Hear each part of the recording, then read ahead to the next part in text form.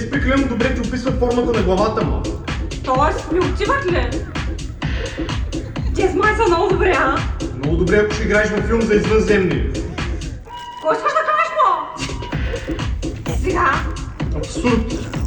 Те с очилата правят прекалено умна, мо.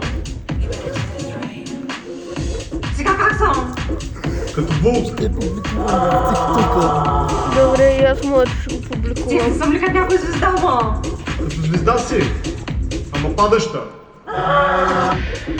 Сега? Сега изведнъж стигна 20 кила, мо.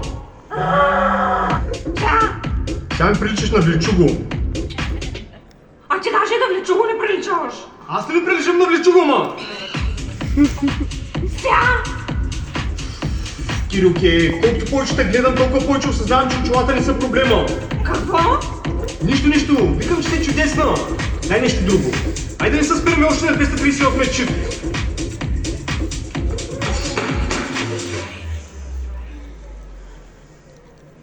Нямате ли някакви очила, които тотално да скриват лицето? Майко! Намери ги!